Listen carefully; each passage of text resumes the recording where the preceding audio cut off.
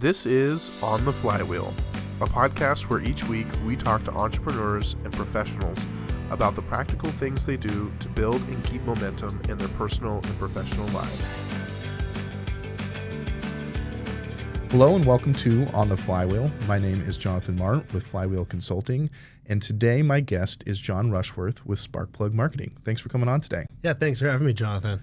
I'm excited to talk to you. You're first kind of marketing person. Well, actually, I think second marketing person, but different digital marketing person. So that's I'm excited to chat with you and hear a little bit about what you do. And where I always like to start is just tell me about yourself. Tell me how you ended up today starting Sparkplug, owning your own digital marketing agency, and Sure. Introduce yourself. Yeah, sure. So John Rushworth with Sparkplug Marketing. So I started in digital marketing really back when I was still in college in 2009. I threw AdSense, Google AdSense onto a website I'd started at the time. That site was called CampusTracks.com. It was a mood music website using a Grooveshark embed playlist, and so someone could say, R.I.P. Grooveshark. Yeah, right. That's a deep cut at this point. I know. I actually DM'd a few years ago the founder of Spotify. He's like, oh yeah, I remember you guys. But the idea there was, right, you're in a mood, chill mood, study mood, party mood, whatever it is, and instantly a playlist that was curated by me or a couple buddies around me at the time. They could get the music they wanted, which was pretty novel then. Now we probably take it for granted with Spotify and other services. Yeah, well, and there's services that their whole business is that. So I'm interested. Okay, so that's a cool thing to start with. So what happened to that business? Yeah. So ran it again with AdSense, made a couple bucks monetizing the traffic. Pretty quickly, within like 30 days, we were at 100,000 uniques a month, and that kept going. So I was like, wow, the power of the internet is great. That stuck with me. I was entrepreneurial mindset through college, and out of college, moved back to San Francisco and actually started driving Lyft. While Lyft was still just in San Francisco and LA. Yeah. And I did it for two reasons, right? To make a little money, but also I realized there were a lot of angel investors and VCs taking Lyft at the time, and I had the pink mustache and everything on my car. And actually, the Marin IJ wrote a little article on it because they thought it was so novel because I was pitching people my ideas, right? Interesting. Hey, what profession are you in? Oh, I'm in this or that, and I would pitch them, and landed on an idea that I kind of was developing in college, and thought I could get a little funding for it, and I did. And it was called Bottles Tonight, so it's essentially the open table for nightclubs. And again, taking my knowledge of kind of digital marketing at the time and put it to work, because I had to drive downloads of the iOS app, Android app, and traffic to the website. So we had some good funnels going for that. And this was back in 2015, 16. The cost for per download of our app was really small. And I'm really sure low the customer compared to acquisition cost was tiny. But what came of that is this group of angel investors said, wow, look at these, the cost per download he's achieving. Can you do that for other companies we're working with? And actually people in the Founder Dojo space that I was in San Francisco and Soma also noticed this and were tapping my shoulder. So I was getting tapped by this angel syndicate and my buddies that were working in the Founders Dojo with me. And so what I started doing there is, while I was growing Bottles Tonight, I was marketing my company, but all of theirs as well. And it was powerful. And I was like, okay, this is what I love doing. I love helping other people succeed, in essence. And my company fizzled out with COVID, but we had a nice ride, right? We worked in Vegas, Miami, big hubs of nightlife.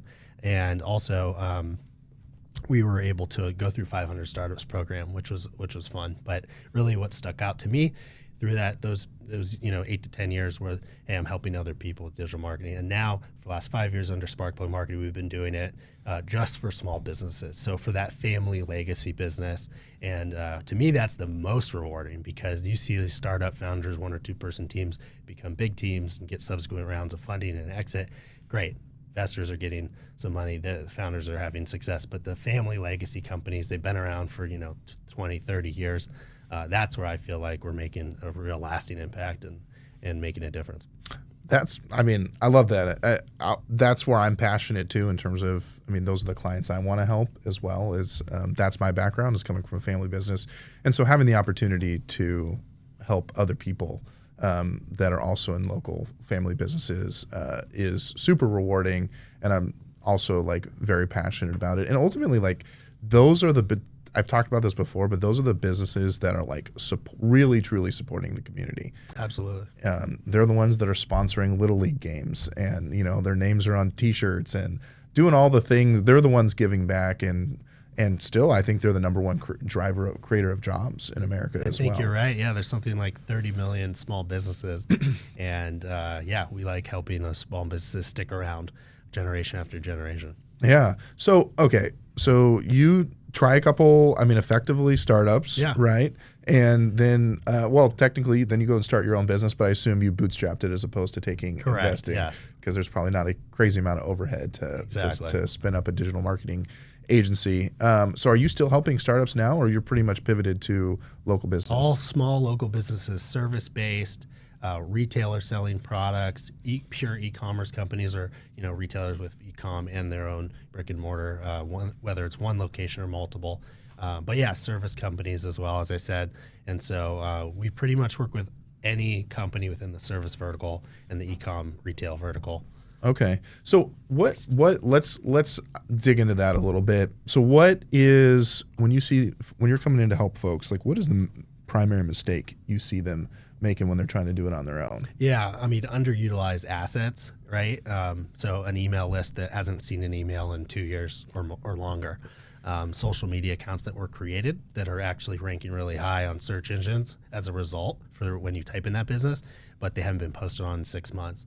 No good automations or process for collecting reviews from happy customers on, say, Google My Business or favorites on Nextdoor. So the small business owner starts the business because they're passionate about something or they're good at one thing, but then they realize they have to hire a CPA and they forget about the marketing piece. And so we have really small business friendly pricing that you hire us, our team gets injected into your business, and we're doing all the elements of digital marketing to make sure you rank high, to make sure you're getting, if you want, more leads and have a real online presence that's professional. How quickly are clients making back their money when they're working with you? Like when are they starting to see an ROI? How long do they need to be working with you to start really seeing results? Yeah, I always say 3 months. So on board, give us 3 months, and you'll start seeing returns. Sometimes it's within a few weeks even, depending on the type of business. Sometimes it's right at that 3-month mark. But that's where we see if the relationship is going to keep going beyond. And if it goes beyond 3 months, it's really sticky for us. It's something like over 85% retention of 5 years from that point on. Oh, wow. Because and then longer. But yeah, it's because we really drive value, and we are looking at unit economics and making sure it's profitable. Now, we get different types of business owners, right? We get the service businesses, whether it's a painting company, moving company. They want leads. They want more clients. Great. That's pretty easy to measure. But how are they doing on the service side, right? Are they taking that lead and following up really quickly and converting them? Because that can be a sticking point. We advise businesses on that. But when it comes to e-commerce, right, it's very one-to-one. We see that person checked out from this channel. Great. Right. That's the beauty of e-commerce. It's really easy to measure. So a little easier than the service leads. But we also get the businesses that are like, I just want a few posts a week here and there. And that's all. And they're not measuring ROI. They just know they need to have these profiles that are active. And we're here for that too. So whether it's a business owner that really wants to grow, or a business owner that just wants the discoverability of their businesses to be where it needs to be, which is active profiles, consistency, that the small business owner can't achieve without us. So what's at what point is there start to be diminishing returns? Like what's the kind of the sweet spot for most businesses? If like even if someone can't afford to pay someone else to do it, like what's the sweet spot for what they should be doing right now to actively promote their business online? Yeah, the baseline would be 1 or 2 posts a week on Facebook and Instagram if you have those profiles already created. Engage those audiences that you have created personally and professionally over the last, say, decade or so, however long those profiles have been around. A couple posts a week to keep things active with those audiences. You're not necessarily going to attract a ton of new eyeballs to those pages without at least 1 or 2 posts a week. Google My Business, making sure you're getting consistent reviews if you're a service provider, and then and reputation management, replying to reviews, and then all these profiles are also looking for activity. So consistently uploading, say, a picture on Google. So you have a post or two a week on Facebook and Instagram, picture a month or so on Google, a few reviews per month on Google. That'll really raise your frequency. Now, you got to also make sure your website's indexing on Search Console, Bing, because Bing and Microsoft and ChatGPT have a good relationship. So if you really want to surface on ChatGPT, you got to be indexed on Bing. And so this is something we see like 9 times out of 10, no business right now, small business is indexing on Bing. So that's an easy win. Those things that I just outlined, kind of the social post, Google My Business, Focus, and Nextdoor is powerful. So getting favorites on Nextdoor, and then just doing those three things, and indexing on Search Console and Google My Business. That's a great starting point and baseline. So usually when we onboard a client, we'll do these things right away, and then keep doing that for months and years. So what do you need? What about a website? Like how does that, like a traditional website, fit into there? Should they be posting stuff on a blog or anything like that? Yeah, so I look at websites as a living and breathing thing. A lot of people create a website, never touch it. Right. It should, if it's appropriate for the business, there should be seasonal content change and orientation layout. So like if a painting company, it's in the winter, a lot of rain, well, they want to prioritize interiors rather than exteriors. So the content on the site should be oriented in a way that makes sense for the season and speak to the season and those types of customers that might be more attracted in winter versus summer. And that's something that's overlooked in small businesses. But a lot of our relationships do start with building a website for a client, and then we maintain the site and all their marketing to push the right type of traffic to the site. Okay, so you guys are doing website in addition to kind of social media stuff. Yeah, so definitely more than social media. Digital marketing is an umbrella, but kind of social media, paid ads, website management, Google, reputation management, email marketing. So you touched on something that I wanted to ask you about, because obviously, everyone knows, we want to rank on Google, but how is AI affecting your business? Because so many people are starting to use AI to do search and to do research and do that kind of stuff. Yeah, I mean, I think maybe a good example would be Instagram with Reels trying to compete with TikTok, right? The algorithm's looser, you get more organic views on Reels than you do a regular post because they're competing with TikTok now. With ChatGPT and say Gemini with Google, Gemini, it's surfacing results above the paid ad section and local business section, and so the Gemini results are starting to surface above the ads and on Google as a result. So the Google product is mixed, the search, and Gemini as a result. Which is Gemini is the name of their AI kind of chatbot thing. Yeah, competitor to ChatGPT. Yeah. But index yourself on your site on Bing if you want to show up as a result on ChatGPT. And so there's attribution there as well, right? Because one of the concerns is that ChatGPT goes and crawls the whole web and sucks all the information in and then doesn't give credit to anyone. Sure. And so, but I think they include links and stuff now, right? Yeah.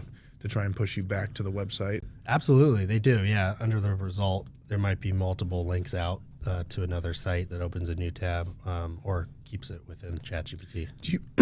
Are you measuring how much traffic people's sites are getting from AI chatbots? Yeah. You see it on the dashboards, whether it's Wix, Squarespace, Shopify, or Google's Analytics or something similar. You do see that they're emerging. They're not close necessarily for a small local business, a service company, retailer. They're not close to the Google or Bing results, but ChatGPT and Gemini results are on the rise. And I think now is the time to, again, get indexed and optimize your site, the content on the blogs, publications that are citing you and your site. That's important metric, to have for these search engines. Where do you think the value play is right now in marketing, whether it's cheap attention or even just in ad spend? If people wanted to get the most bang for their buck. Yeah, so display ads are an arbitrage on you and what you're doing, right? So if I'm scrolling through Instagram, looking at friends' content, I see an ad. I didn't search for a product result or service result. I'm just getting bombarded by an ad. And so that is less, that's going to have a little looser spend and waste a little more money than a Google search ad, the classic Google search ad, because you're going to Google with a search intent and you're saying, hey, I want to find this or that, and the result pops up, or ChatGPT, I want to find this or that, result pops up. So that's going to, if on a small budget for ads, you're going to get the most bang for your buck with search because there's that intent there. But those campaigns are more and more pushing you through, if you're structuring a campaign, pushing you to use their audience network and display ads as a part of your search campaign. But you got to know how to filter out the different settings that they try to thrust onto you. And when you say that, you're talking about like Google putting ads like on other people's websites and stuff, not Correct. Just strictly through the Google AdSense search. network, and also on YouTube. And strictly Google search is going to be your best bang for your buck on a small business budget. But if you're seeding the market, whether it's a small regional market or national, it's important to do both, right? Do a couple different types of campaigns within Google, complemented by a meta campaign, Facebook and Instagram, to let people know, oh, this company, this is awareness with display marketing, and then maybe some people from there will search, and it's complementary. We see that a lot in the data. Because my impression was, and maybe this is just really, I'm sure it's business and context dependent, is that Google ads are some of the most expensive ads that you can run. You can cost cap. So whether it's conversion or click basis, you can cost cap, and that helps. Depending on the industry, like you said, the cost per click or conversion can be higher. And it really depends. Like there's 8 or so ad stacks we use within Google and Meta, depending on the type of business. So across the country, we see what campaigns are performing for what types of businesses, document that, and then we roll out similar campaign structure to other businesses that are similar to them in different non-competing regions. And that aggregated learning is key for us and helps our clients more. But it's really, lead capture campaigns on Facebook and Instagram work really well for certain types of businesses with the right type of offer. But okay, no, I mean that all makes sense. I mean, that's always the hard part, right? Is people want to know what the magic bullet is, but there isn't necessarily a magic bullet. You just kind of got to figure out what's right for your business, and it's a lot of trial and error. I would assume. And we forecast like, oh, okay, this is kind of how much ad spend to get the results a business is looking for they would need, and it varies based off how competitive it is in a local market. Yeah, and I also probably how specific the search terms are and things that you're targeting against, I assume also make a big difference. Being specific helps. Yeah. Also true if you're in B&I, right? That's true. Yeah, they do teach us that, don't they? Yeah.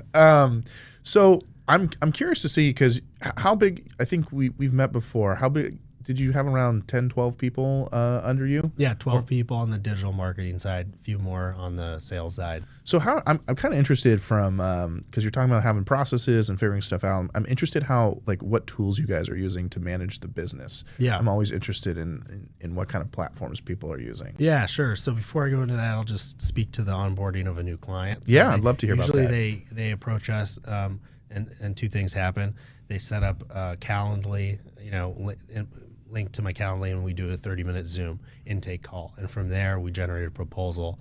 And in the proposal process, we're looking at their current online presence and already documenting where they're at. Talk to me about the discovery process for a second. Do you guys have like a template that you're following every single time? Yeah. Oh, yeah. So, if they're coming in and setting a meeting up with me first, or maybe they buy a package first, then if they buy a package first, then we'll do the 30-minute intake and an intake survey. And if they don't buy a package first and they come in and set a meeting with me after the proposal and our research of their business currently, then we go into the they pay their invoice on Intuit or whatever their preference is, and from there we do an intake survey, get their intake survey results, compare them to the 30-minute interview answers that we received, and from there we set up a content pipeline. So the small business can provide us with photos and videos through shared iPhoto album or Google Drive or Dropbox, and then our team gets to work on the various elements of the plan. and we're pretty autonomous, but we are proactive at the same time, and we'll reach out to the business owner or the key stakeholders when we need things. Right. So when you say survey, is this in person? I'm asking, well, not in person, but I'm like face to, Zoom or in person, asking you questions, or do you send them some like a Google form or something like that? It's a type form. A type form. So Google form would work too, but we prefer type form. Oh yeah, and looks so pretty, sexy. And fancy with the UX UI. Yeah. Pricey though. Yeah, it's okay. Yeah, no. But yeah, to speak to the tools, the full Google suite, right? Okay. ChatGPT has made every employee and all of us more efficient and expand our skill set faster. So that's nice too. But so are all of your like let's just say like we'll call it an internal knowledge base, right? Is that all just like shared Google Docs, or you using something like Notion? Well, for like a new digital marketer that we onboard, I train them and get them to where they need to be for whatever tasks they're getting assigned. But it's all Google and the knowledge base is within Google Sheets, Google Docs, the Apple Notes on my computer. Love it. Okay, very cool. So what do you think? What makes what's your guys' unique selling point? Like, what do you think that you do better than the next digital marketing agency? We're literally priced for the small business. So when we see businesses coming over for larger agencies, they're not getting great value from larger agencies because that agency is not used to working with a small budget and a small local market. They're used to Fortune 1000 type companies. So that was a few years ago when I saw that we were getting these types of clients coming from a bigger agency. I was like, okay, we really do have a strong value. We have comprehensive packages that start at $500 a month. So hire us and we'll do a few social posts a week, email marketing, clean up your online web presence, reputation management, manage your website at $500, $750, $1,000, $1,500, $3,500 a month. And any of those price points come with more and more value and more services at a higher frequency of posting. But all those are also customizable. So you can find those on sparkwebmarketing.com, but all of those can be customizable, whether it's a constraint of money or services that the business owner is already thinking about that they want to say, oh, let's try this first. So we're flexible in how we create these plans, but there are set plans on our site. You can also just hire us for, say, lead gen ads. It's fine. We have an a la carte menu too, but the better value is coming from these more comprehensive packages. Sure. So other platforms that we haven't talked about that I'm curious about, one's, YouTube. Shorts are a big thing now. YouTube, LinkedIn, even Snapchat, and then obviously TikTok. Give me your thoughts on those. Yeah, sure. So throwing a bunch at you. No, it's great. So we consider like LinkedIn and these other types of platforms, third-party platforms, and we do manage LinkedIn's for small businesses or solopreneurs, where we post a blog to LinkedIn essentially, or post on their page, business and professional. When it comes to posting on what else? Well, I was just throwing. Also I didn't mention X, but that's X. Yeah, we post on Twitter as well. X. So are there different? Like I mentioned, also Snapchat, TikTok. Are the strategies similar for these platforms? Like, what are some of the kind of like? What are some of the differences people should be thinking about if they're trying to? Yeah. So for TikTok and Snapchat, usually we educate the younger employees at the business how to use it, and we stay out of those for the most part. But we are active within Instagram Reels and Facebook. That's just currently our current set of clients, and the clients approaching us, they're not really thinking too much about TikTok or Snapchat. But our content pipelines, if they want to be on those platforms, or we advise them to be on those platforms, the content pipeline would just be filled more with videos rather than photos. And then we take the video, edit it, throw it onto Snapchat or TikTok with the right captions, and keep growing that audience. So it's not out of the question, but most of our clients currently aren't participating on those two platforms. Just generally, like, step back for a second, not thinking about current clients, but just, someone listening to this. what would make them want to consider using one of those other platforms as opposed to just sticking with Instagram and Facebook? Yeah, I would say TikTok and Snapchat speak to a younger audience. So if you have products that resonate, if you're more of the type of retailer or e-commerce store that looks for the latest trends, throw it on there. I mean, of course, those platforms, especially TikTok, are becoming older demos, but it's still young people. And so I think it really depends on the service you're providing and the product assortment you offer, whether or not you should be on those platforms, because those platforms can be more demanding for a small business and an owner than Instagram and Facebook.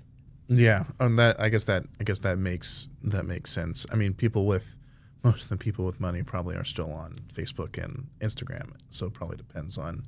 Yeah, exactly. Because it's going to be whatever, millennials and older are the ones with money right now, right? Right now, yeah, that's right. Yeah, and the product price points matter. So if you're selling something at $10 a unit, TikTok and Instagram ads can convert well. But if you're talking a few hundred or more, it's less effective. What about this thing is big now with the like TikTok shopping? I don't know what it's officially called. Yeah. Do you have any of your e-commerce businesses? Have any of them been able to take advantage of that?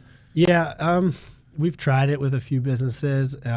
First with the Facebook and Instagram shop, that's pretty much been closed down now by them. But with TikTok, it's similar, and we build a lot of Shopify sites.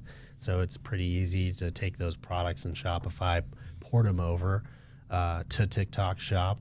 But unless you're posting consistent videos that are really interesting and catchy, you're not going to get much traffic through the shop by just having a shop. But that's exactly the world of digital marketing. You create a website, no one's going to go to it. You got to push the right type of traffic to it. Right. What about leveraging influencers? Yeah, that works well. So we do have one service we offer, which is like micro influencer sourcing, and you can hire us for that. We'll find 3 to 5 micro influencers in your area that makes sense to come into your business and do a series of reels or TikTok, Snapchat type posts. Are people doing that with selling stuff on TikTok too? Like, reaching out to an influencer and say, hey, like, here's my product. I want you to sell, I'll pay you or give you a cut of everything you sell. Yeah, definitely. That's been something that's happened for the last decade or so, and it's effective, right? So micro influencers, and if you get 1,000 of them, that's going to be really effective because they have small audiences, but in aggregate, it's meaningful. Or you could approach one of the bigger influencers. But again, small businesses don't have the budgets for anything typically more than a micro influencer or a few micro influencers. But that is helpful. Again, it's like, yes, those people are followed by their fans. They're pretty much are loyal to them, and they're more willing to take a product recommendation. But it's also that model, because it's been around for a decade, it's getting a little tired. But what's still very effective is talking about a positive experience of the product, and also a service provider, if especially like restaurants. I'm eating point of view food content does really well. Yeah, there's still a lot of people that like to go around and eat things, film themselves doing it. That's Instagram was a big part of early Instagram, right? Just taking pictures of food. 7 filters after the initial photo. Does anyone use like those kinds of filters anymore really on Instagram? I feel like maybe for the beauty ones, but I don't know if I feel like see stylized filters that much. But maybe they're also just less aggressive now. Yeah, I think there's content overlays, but also I think Apple and Google have perfected the smartphone around Instagram, TikTok, Snapchat. Right. So they have some of that on the front end where you can create the filters you want before even uploading to Instagram. That's true. Yeah, that's true. So where do you see, what kind of like total spend on digital marketing what's kind of, once again, I keep asking about the sweet spot, but like, where do you see people have the most bang for their buck? Is it $500? Is it $3,500? And I'm including not just what they would maybe be spending with someone like you, but also like ad spend on top of that for, let's say, a smaller local business. Yeah. So when you hire us, it doesn't include ad spend if you're going to participate in ads.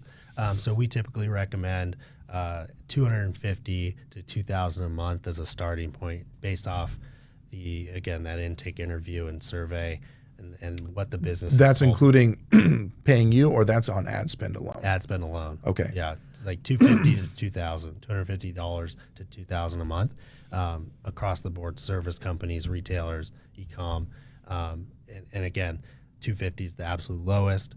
$2,000 is typically the best option. But what we do find actually is kind of like $1,000 to $1,500 is where you're not, if you're playing at $2,000, you can waste more money actually. So we like kind of saying, okay, you have a $2,000 budget, we'll start you at $800 a month, and then go up from there. So the campaign learns, and it's not just starting at 2,000 where a lot of wasted spend would happen in those early months. Oh, because you're trying to figure out what works and the hits, and yeah. then put the rest of the budget into what's working within those campaigns. Right. So you don't just less spraying and praying in the beginning. Yeah, exactly. So testing things, but on a smaller budget, and whatever hits, kill the others, and put the rest of the budget into the hits. Yeah, I think that's what. I think that's also what's cool about digital marketing is that you can test things. That's unique compared to like putting an ad in the newspaper. Exactly. Right? That's a lot harder to test, and it's expensive, right? You're going to spend probably at a minimum like $300 or $400, put an ad on a paper for however long, and then maybe they call you about that ad, but then you don't know how many people saw it, you don't know how many people were interested in it or read it. Like, you have no idea what the actual impression It's true, yeah. And media will say, companies will say, hey, 100,000 households hit, but what's actually happening is more abstract. I always say, hey, put a QR code or a tracked URL link, like a tiny URL link, to actually see like clicks to your site or whatever the destination is on that physical mailer or magazine or newspaper article. Do you have clients also doing like paid traditional media advertising as well? Yes, absolutely. And if you're doing one, you got to do the other truthfully.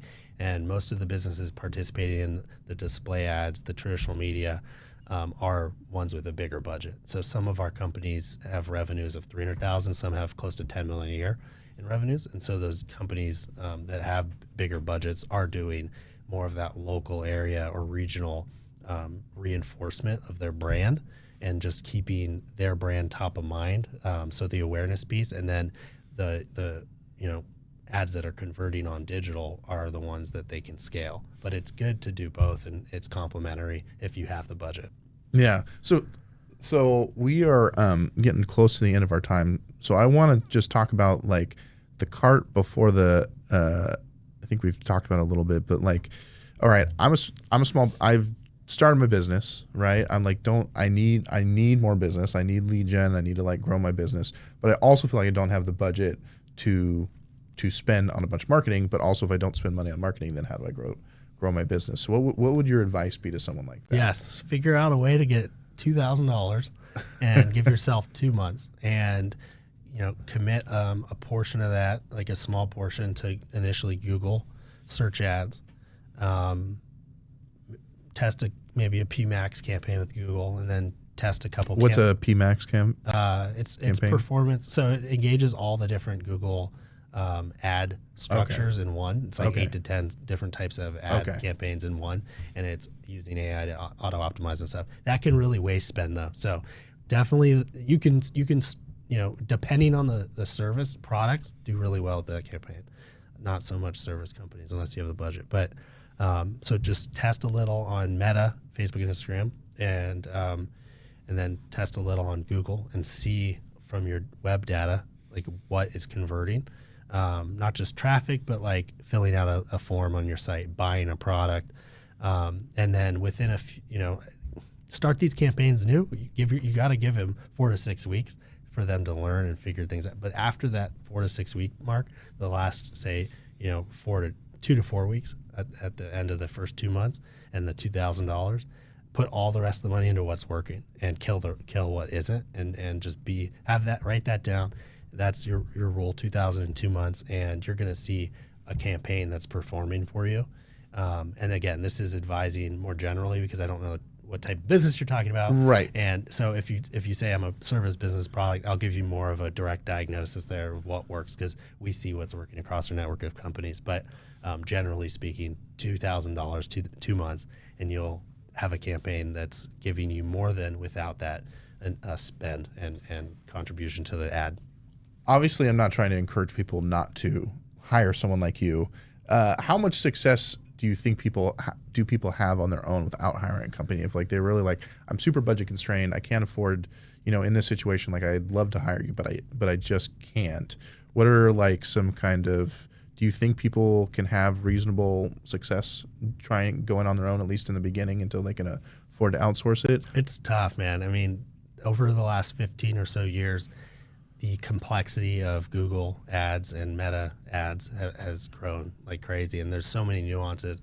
And so when you hire us, we know the campaign recommendations that benefit Google or Meta more, because they're an ad business. They're ad businesses, right? And so they often recommend things and say things in ways that are misleading to the small business owner, leading to small business owners not seeing good campaign success. So we know how to read between the lines, turn off these features and these functions and these automatic upsells from these platforms and make it more efficient, again, for the small business budget. So we do see a lot of tainted views when a small business owner says, oh yeah, I've spent $500 on Google, didn't get anything, and they're angry about it, right? And so that's the mindset most people will have if they try it on their own, quite frankly, and don't know how to create an effective campaign. It's tough to have the right product mix and have a good campaign, let alone not knowing if you have the right product mix and trying to get a good campaign or service type campaign. Plus, it's probably hard as a small business owner to also just like find the time to manage it appropriately. Not at all. Because right? it's iterating a lot of the time to find what's working, and you can't dedicate hours to it every day or every few days or weeks if you're a busy business owner. And that, again, creates wasted ad spend and just not efficient learning, because these algorithms are going to be reinforced by what you're telling it to do and the direction you're pointing it in. So it's super important. Yeah, that's good to know. Well, I want to end our conversation with a couple questions I always ask everyone because I think it's interesting. And the first is there a book that you gift or recommend most often to people? Yeah, so I'll be honest, I'm more of a podcast guy, and I know there's tons of books on podcasts, but I would more refer people to what has inspired me. Sure. Because as entrepreneurs, I think often you don't have peers to relate to unless you're part of business owner groups. And so inspirational content can get you through the lows and you can learn, right? You can take bits and pieces out of someone's interview or podcast series and apply it to yourself if you know how to filter the information coming to you and all that. But I would say, how I made my first million is my buddy Sam's thing that HubSpot bought, and he has a lot of inspirational content where he interviews millionaires and billionaires, and they get real granular, which is cool. So that's, I guess, the podcast book that you asked for. Yeah, I would say My First Million is what it's called. Yeah. What's his last name again? Sam Parr. Okay. Yeah. I'm familiar. Yeah, that's good content. And then the other thing I always ask of people is, what if you could put like one thing on a billboard over a freeway, right, that people would see every day that you wanted to tell people, what would you put on there? Besides just marketing, spark plug marketing, right? I wouldn't do that. I would, maybe, start your day off with a cup of coffee and a little physical exercise. Okay. Start with caffeine and exercise. Yeah, just 30 minutes of blood flow. Yeah, can go a long way to make your day great. Yeah, no, I'm with you on that. I right now that's mostly aspirational on the physical exercise part, but I think about doing it a lot. Yeah, before I came here, a little Peloton exercise. So there we go. I love it. I have to start my day that way. Yeah, no, that's physical feeds the mental is what I always say. There you go. Maybe that's what goes on the billboard right there. There we go. That's the campaign. Physical feeds the mental. That's great. Well, John, it's been great chatting with you. Thank you for taking the time to come on the podcast and chat and share some of your wisdom and insights. It's been a great conversation. Anything, would you like to plug anything? I assume Sparkplug. Where can people find you on the internet? Yeah, sparkplugmarketing.com. Go to Google, Bing, other search engines. ChatGPT. You'll find us. Yeah. ChatGPT, Gemini. Yep. Yeah. So sparkplugmarketing.com. Yeah. Perfect. Well, thank you so much again. You can find me at flywheelconsulting.co. The podcast is at ontheflywheel.com. And that is another episode in the books. Thank you very much. Yeah, thanks for having me, Jonathan.